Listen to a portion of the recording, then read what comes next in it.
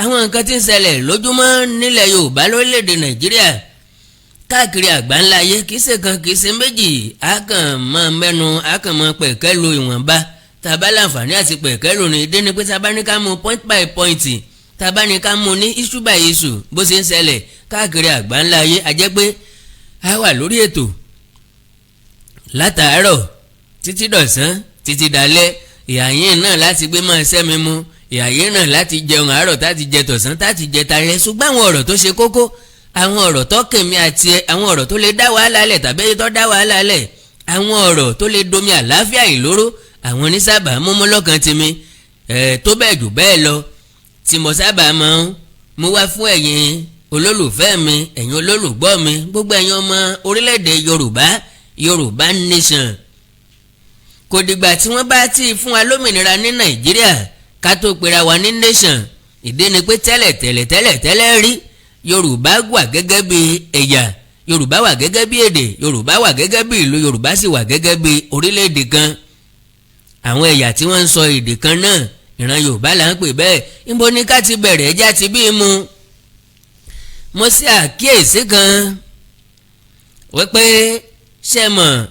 àwọn nǹkan tí ń fàjà nílẹ̀ Yorùbá òun náà ni pé àwọn Fúlàní darandaran wọ́n fi ẹran jẹko àwọn àtàgbẹ́ ní wàhálà wọ́n wá bẹ̀rẹ̀ sí ní pa àwọn àgbẹ̀ wọ́n bẹ̀rẹ̀ sí ní dà àwọn àgbẹ̀ láàmú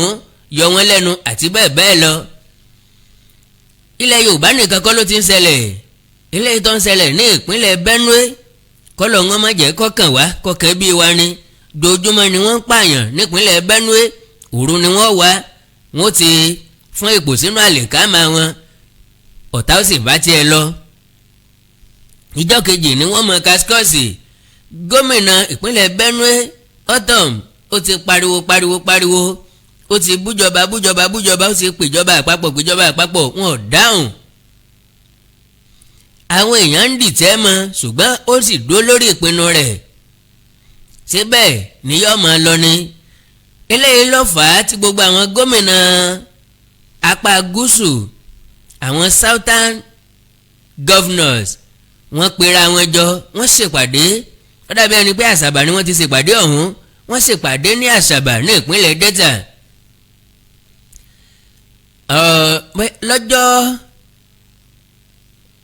lọ́jọ́ kọkànlá oṣù karùn-ún tá a wáyé náà ni wọ́n ṣèpàdé yẹn gbogbo àwọn gómìnà àtàwọn gómìnà ilẹ̀ Yorùbá àtàwọn ẹgbẹ́ wọn tán ṣàjọ wà ní South wọ́n ṣèpàdé wọ́n sì fi òtẹ́lẹ̀ wípé àwọn ti bánu open grazing ní ká máa da ẹran láti apẹtẹ ká máa da lọ sí géètì ká máa da láti Ọ̀jọ́ ká máa da lọ Mọ́níyà ká máa da láti Ọ̀yọ́ ká máa da lọ sí Odò Ọba tàbí ká máa dẹran láti Ògbómọ̀ṣọ́ ká mórílé lọ́rin ìyẹn ni wọ́n ń pè ní open grazing wọ́n ní gbogbo ẹni tí ó bá sin ẹran tàbí tí ó bá ṣòwò ẹran kí wọ́n ṣe ranches ìyẹn ni pé kí wọ́n mẹ́ran wọn so mọ́lẹ̀. nígbà táwọn gómìnà sọ̀rọ̀ yìí ẹgbẹ̀lẹ́mùkú àwọn akẹgbẹ́ wọn látòkè ọya àwọn ẹgbẹ́ olóríṣiríṣi pàápàá jùlọ kí ló kọ ẹgbẹ́ yìí àwọn macban èyàn àwọn ẹgbẹ́ ìṣòwò oníṣòwò ẹran àwọn ní àwọn ọgbà àwọn ẹgbẹ́ àwọn wọn ò lè ṣe kán má ṣe open grazing àti bẹ́ẹ̀ bẹ́ẹ̀ lọ. nígbà tó wáyá ìjọba àpapọ̀ dá sí stylishly bóyá wọ́n ti bá àwọn èèyàn wọ̀nyí sọ̀rọ̀ pé ṣe bọ́ọ̀rọ̀ ẹnu ni ẹgbà ẹ̀jẹ̀ á sọ pa àgbà bẹ́ẹ̀ ṣùgbọ́n gẹ́gẹ́ bí ẹni tó lójú ìwòye tá a sì mọ bí ọ̀rọ̀ Nàìjíríà ṣe rí tẹ́lẹ̀ àti bí ṣe ń lọ ẹni tó bá ní àròjinlẹ̀ dáadáa yóò wò wípé àwọn èèyàn apá òkè ọya kì í fi gbogbo ara gba nǹkan táwa ará gúúsù bá sọ tó bá wá mú tí wọ́n bá wá fi gbà bẹ́ẹ̀ ẹjẹ́ àfúrà because ntí ò ṣe ni rí a kì í pọ́ dé sí ni àtakò la máa ń takora wa láti lẹ̀ bí wọn bá wá sọ nǹkan kan mọ́ lórí ẹ̀ ẹ má jẹ́ ká tí iyọ̀ láyọ̀ jù ó ṣeé ṣe èmi ò sọ pé bẹ́ẹ̀ lórí o ṣùgbọ́n gẹ́gẹ́ bí ojú ìwòye tèmi ṣé kìí ṣe wípé ìjọba àpapọ̀ ti pè wọ́n sí kọ̀kọ̀ ẹ wá wọ́n ní ẹ má ṣe open grazing àbí wọ́n ní ẹ lọ sí ranches ẹ sì lówó ranches ẹ má pariwo àwo fún yín lówó àwo sponsor ranches yín ṣé kìí ṣe tí ó ṣẹlẹ̀ nìyẹn gómìnà ìpínlẹ̀ Kogi Yàyà Bello òun lòun ò lọ́wọ́ sí fífòpin sí dídá màlúù káàkiri káwọn tí ń da màlúù kí wọ́n sì máa da màlúù wọn kiri ní ìpínlẹ̀ Kogi òun ò ní àtakò sí ìdí ni pé òun ò nílẹ̀ láti fún wọn fún ranches. now ẹjá wa fojú inú wo nígbà tíjọba àpapọ̀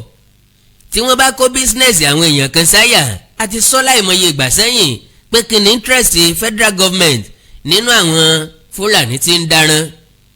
because bóríṣiríṣi wọn ṣe ń dìfẹ́ǹdì àwọn Fúlàní pé kò sí tó burú mbẹ̀ tán bá gbé K-47 dání láti máa da ẹran àwọn gangan tó ń sọ wípé torí àwọn ẹranko búburú tí ń bẹ́nu gbó ni wọ́n ṣe ń daran ni mo fi sọ wípé ó lè lóun ọ̀bọ tó lẹ̀kùn lé ẹ̀ sí inú rẹ̀ ń dùn ó sì fúra bá a bá ti ń díjú kan sùn ká máa lajú kan lẹ̀ nípa ti open grazing kọ́ máa jẹ́ pé ọ̀nà ọ̀tọ̀ náà làwọn ará bí ọgbà yọ ṣé kìí ṣe n tó wo ìjọba àpapọ̀ ni eléyìí wọn gan ọlọ́run ọba mi púpọ̀ ẹ jẹ́ kíran Yorùbá ó dìde ní kíápà láti múra sí ilẹ̀ wa kò jọ wá lójú báyìí tí wọ́n bá gbà á Yorùbá ní ohun tí wọn kì í kó wọn lójú ohun ẹni ẹlẹ́ni ní yá wọn lára á kì í mọyì tá a bá ní àfi tó bá bọ́ sọnù lọ́wọ́ ẹni. ìran Yorùbá ṣe bí ẹni pé nǹkan kan ṣẹlẹ̀ adákẹ́ pámú aṣẹnufẹ́mú àṣẹ bí ẹni pé ààrẹ nǹkan kan mẹ́wàá ń ṣẹlẹ̀ lábẹ́lẹ̀ mẹ́wàá ń ṣẹlẹ̀ lójú wa lójoojúmọ́. àwọn ọmọ Greenfield tí wọ́n táwọn ajínigbé kó nígbà yẹn wọ́n ti fi àwọn 14 tó kù sílẹ̀ ṣé mọ̀ wípé àwọn ajínigbé ọ̀hún ti pa 5 nínú wọn kọ́lọ́hún ọ̀dẹlẹ̀ fún wọn kọ́lọ́hún sì tu àwọn òbí wọn nú àwọn 14 tó kù wọ́n rìlẹ́sì wọn lánàá ṣùgbọ́n kí làwọn nǹkan tọ́rọ̀ mọ́ kí làwọn nǹkan tó ṣẹlẹ̀ èèlò ni wọ́n san kí ni ìjọba ìpínlẹ̀ Kaduna ipa àwo ni wọ́n sà lórí ẹ̀ àwọn òbí tí wọ́n lọ́mọ ipa àwo ni wọ́n sà ǹjẹ́ ìjọba gbìyànjú ǹjẹ́ ìjọba sapá wọn ṣèjọba lọ́gbà wọ́n lẹ́ni àbí àwọn òbí ọmọ àbówó àwọn tó jí wọn gbé láti kàn rìlẹ́sì wọn ẹ gbọ́rọ̀ lẹ́nu àwọn òbí àwọn ọmọ yìí láìpẹ́ ṣùgbọ́n kó tó di pé mo lọ sí abẹ́hùn ẹ jẹ́ ká lọ wo sí àbádòfin ni ká pé àbí bíìlì táwọn ẹgbẹ́ kan tí wọ́n pìrìsẹ́ǹtì fún tán pìrìsẹ́ǹtì sí ilé ìgbìmọ̀ asòfin àgbà Èkó ni wọ́n ti ná gbé mẹ́mò ọ̀hún lọ lọ́jọ́ Wednesday tó kọjá lọ́hún wípé kí pé àwọn fẹ́ Sharia law nílẹ̀ Yorùbá àwọn sì ń fẹ́ Sharia court nílẹ̀ Yorùbá torí pé àwọn mọ̀ wípé mùsùlùmí tí ń bẹ nílẹ̀ Yorùbá wọ́n pọ̀ dáadáa ọ̀pọ̀ ìbéèrè la fẹ́ béèrè lọ́wọ́ ara wa ọ̀pọ̀ ọ̀rọ̀ lọ́rọ̀ mọ́ ìṣẹ̀lẹ̀ yìí àwọn ẹgbẹ́ tó sọ bẹ́ẹ̀ àwọn náà ni wọ́n ń pera wọn ní the Muslim Congress TMC the Muslim Congress àwọn náà ni wọ́n sọ bẹ́ẹ̀ wọ́n ní we want Sharia to be implemented in the Yoruba speaking Southwest to cater for the Muslim population látẹnu agbẹnusọ wọn Abdulganiu Bámidélé ẹ̀gbọ́n nǹkan tó sọ ni ó ní we want to partner for the creation of Sharia court in the Southwest because of our population of Muslims. Ibo ló ti present ẹ̀ ṣe mọ̀ wípé constitution review ó ń lọ káàkiri gbogbo geopolitical zones a sọ̀rọ̀ díẹ̀ nípa rẹ̀ lánàá tá a fi sọ wípé Madam Remi Tinubu àtàrábìnrin kan wọ́n ní gbólóhùn aṣọ síra wọn wọ́n ti pín àwọn ìpínlẹ̀ ní sọ̀rí ìsọ̀rí ibi tí wọ́n ti ṣe hearing tiwọn, that is wọ́n pe àwọn lẹ́gbẹ́lẹ́gbẹ́ lájọ wá láti wá sọ èròǹgbà wọn, àwọn nǹkan tí wọ́n rò pé ó yẹ kó ní àyípadà nípa òfin Nàìjíríà. Lóòótọ́, to the best of my own knowledge, àti àwa èèyàn púpọ̀ nínú ìran Yorùbá, àwa ò ní interest nínú ìwé òfin tí wọ́n fẹ́ ṣàtúnṣe rẹ̀, torí ẹni tó bá ti róyún Fúlàní ti mọ̀ pé funfun ni yóò fi bí. Kò sí rere kan tó fẹ́ ti Jerúsálẹ́mù Nàìjíríà jáde mọ́, to the best of my knowledge. And again, kí wọ́n ṣe àtúnṣe òfin, àtúnṣe ìwé òfin nígbẹ̀gbẹ̀ẹ́dọ́gbọ̀n kò lè yí nǹkan kan padà, torí pé the same thing náà ni yóò padà ṣẹlẹ̀. Lọ́nà wo? Wọ́n ò pe àwọn èèyàn gidi sí constitution review yìí, wọ́n ṣe lábẹ́lẹ̀, wọ́n ti sa àwọn èèyàn tí wọ́n fẹ́ láti ní kí wọ́n bá wọn ṣe, that is àwọn èèyàn tó ní the same vision, the same mission, àwọn tí wọ́n jọ wà lára ara wọn. ní tí wọ́n nígbàgbọ́ ni wípé káwọn sáti káwọn èèyàn jọ kọ́dẹ̀ hàn wípé àwọn pọ̀ ń bẹ̀, kálukú dẹ̀ mọ́ àbádòfin tiẹ̀ wá. Possibility ń bẹ kọjá pé gbogbo àwọn tó mú àbádòfin wáyé kọjá pé àwọn olóṣèlú yìí náà lọ́lọ́ fún wọn ní script tí wọ́n wàá kà níbi tí wọ́n ti sọ pé wọ́n ń ṣe constitution review. lélẹ̀ tó túmọ̀ sí wípé gbogbo nǹkan tí wọ́n máa bá jáde ń bẹ̀ kò ní sílẹ̀ tó máa fẹ́fọ́ mẹ̀kúnnù. Kí wá lè rè nínú agbowógà? Kí wá lọ́kàn wá nínú constitution tí ò wúlò tẹ́lẹ̀tẹ́lẹ̀? Orílẹ̀-èdè Nàìjíríà kò sí nǹkan kan ń bẹ̀, kò dẹ̀ lè sí nǹkan kan ń bẹ̀. Ìdí ni wípé ẹ̀tàn ni wọ́n fi pilẹ̀ orílẹ̀-èdè ọ̀hún. Now onítọ̀hún wá mú àwọn ẹgbẹ́ yìí, wọ́n present ẹ̀ wípé kí wọ́n bá wọn pé àwọn fẹ́ ìfẹsẹ̀múlẹ̀ òfin Sharia ní South West, bákan náà làwọn fẹ́ kọ́ Sharia court. Tẹ́ bá wò dáadáa ẹ máa rí i pé gbogbo nǹkan tó bá rọ̀ mẹ́sìn nílẹ̀ Yorùbá, ìran Yorùbá ò kì í tàǹpà pẹ̀lú ẹ̀. Ìdí ni wípé àṣà tiwa, ìṣe tiwa, ìhùwàsí tiwa ó fààyè gba kí kálukú ó sin ẹ̀sìn tó bá wù ú, tó bá tẹ́ lọ́rùn. Ìbéèrè mi lélẹ́yìí, ṣé tí wọ́n bá dá Sharia court sílẹ̀, tí wọ́n ṣàmúlò òfin Sharia nílẹ̀ Yorùbá, ṣé àwọn mùsùlùmí nìkan ni yóò bá wí?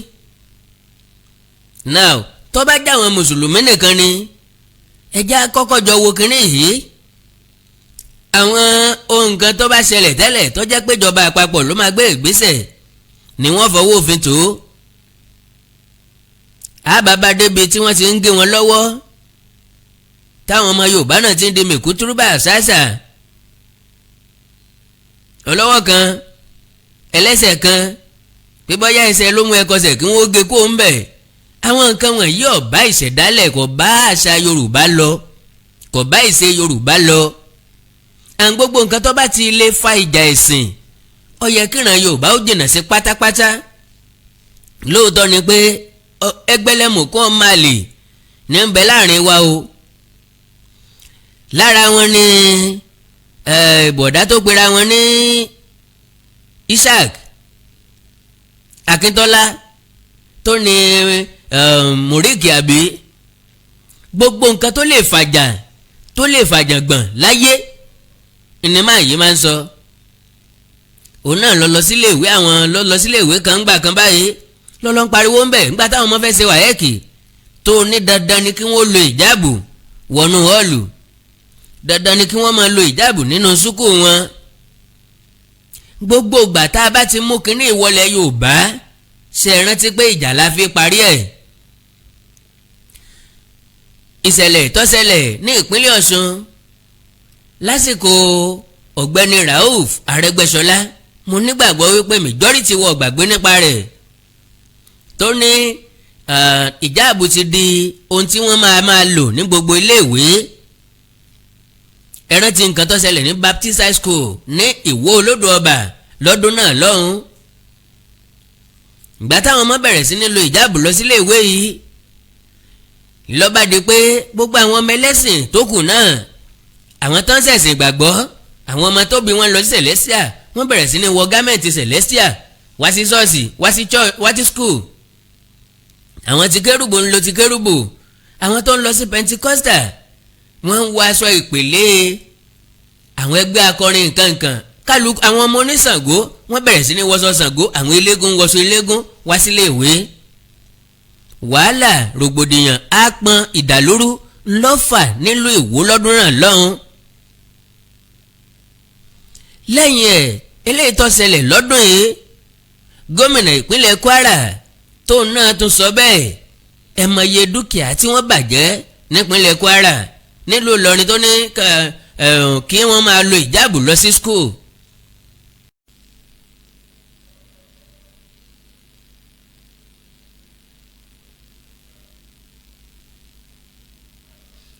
gbogbo àwọn iléèwé tó jẹ́ pé àwọn ẹlẹ́sìn ni wọ́n dálẹ̀ àní kò ní dáa kí wọ́n máa lo ìjáàbù lọ síbẹ̀ yóò dìjà. gẹ́gẹ́ bẹ́ẹ̀ ni kò ní ẹ́fà ṣẹlẹ̀ nínú ìjọ Ansarudeen nínú iléèwé Ansarudeen Àwárò Islam Àsànúsíyà àti bẹ́ẹ̀ bẹ́ẹ̀ lọ káwọn kírísítẹ́nì sọ pé àwọn fẹ́ máa ṣe fellowship ń bẹ̀. àwọn nǹkan yìí ò bára wọn mu. iléèwé ẹ̀sìn ọ̀pọ̀ káàkiri àwọn kírísítẹ́nì níléèwé wọn láàyè ọ̀tọ̀ọ̀tọ̀ pọ̀ àwọn mùsùlùmí níléèwé wọn láàyè ọ̀tọ̀ọ̀tọ̀ pọ̀. ẹni tó bá mọ̀ wípé dandan ni kọ́ mọ òun lo ìjáàbù ẹ jẹ́ ó mú lọ sí iléèwé tó jẹ́ tàwọn ẹlẹ́sìn ìsìláàmù. ẹni tó bá mọ̀ wípé òun fẹ́ kọ́ mọ wà devoted sí iléèwé tó bá jẹ́ ti christian ni kó mọ́ ọmọ ẹ lọ. òwò kì í fún òwò lọ́rùn. àwọn wàhálà tó ṣẹlẹ̀ sẹ́yìn ńlọ jẹ́ kí kálukú wọ́n máa bẹ̀rù ká máa sọ ẹnu láti sọ̀rọ̀ nípa ẹ̀sìn nílẹ̀ Yorùbá. ìdí ni pé nílẹ̀ Yorùbá aríra wa gẹ́gẹ́ bí ọmọ ìyá kan ṣoṣo. àdẹ̀fẹ́ nǹkan tí yóò da omi àlàáfíà ilẹ̀ Yorùbá rú torí pé ìrọ̀rùn gini ìrọ̀rùn ẹyẹ bọ́ bá ti bójú yóò bá mú o. now ọ̀gbẹ́ni tó wá sọ̀rọ̀ yìí Abdulganiu Bámidélé tó lòun sojú àwọn ẹgbẹ́ tí wọ́n pera wọn ní the Muslim Congress tí wọ́n láwọn fẹ́ Sharia nílẹ̀ Yorùbá. lókè ọya níbi tí wọ́n ti ń lo Sharia àwọn ẹlẹ́sìn Christian tó wà láàrin wọn ń ò tó nǹkankan because tá a bá ní ká jọ wò ó dáadáa a máa rí i pé ohun tí kinní yìí máa padà bí kò ní bí máa rí o because tá a bá fojú inú wò dáadáa ìṣòro tí ń bá orílẹ̀-èdè Nàìjíríà fínra lọ́wọ́ ó kọjá ọ̀rọ̀ Sharia ṣe ló dàbí ẹni pé a kàn tó ń bu pẹtrólù sínú ìṣòro Nàìjíríà